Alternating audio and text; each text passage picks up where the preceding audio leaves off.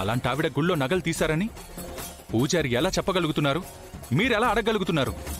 నేరం మీరు చేశారని తేల్చట్లేదంటే నేరం చేయలేదని నిరూపించగలిగే అవకాశం లేకపోలేదు.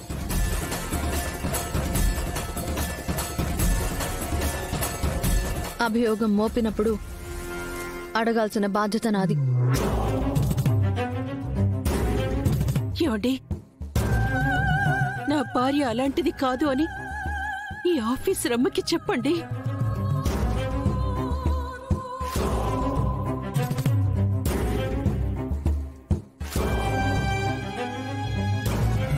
మాట్లాడండి.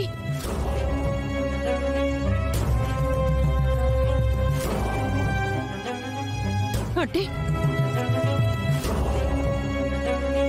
ఇప్పుడు మీరు కూడా నేను తప్పు చేశాను నమ్ముతున్నారా?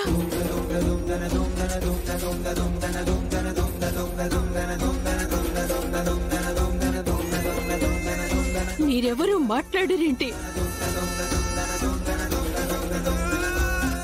నేనేంటో మీ అందరికీ తెలుసు కదా. మీ ఇంట్లో ఏ శుభకార్యం జరిగినా శుభం కలుగుతుందని మొదటిగా నన్నే పిలుస్తారు కదా. నా చేతులతో నలుగురికి పెట్టిన దాన్ని కానీ ఈ రోజు ఎవరి నుంచి ఏది ఆశించలేదు. అలాంటిది నేను గుళ్ళో నగలు తీశానంటే మీరందరూ నమ్మగలరా?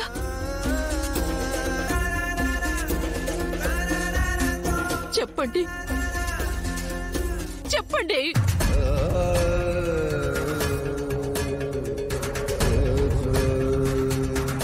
మీ అందరికీ తోబుట్టువుగా, ఆడబడుచుగా, అక్కగా, వదినగా, అమ్మగా ఉన్నానే.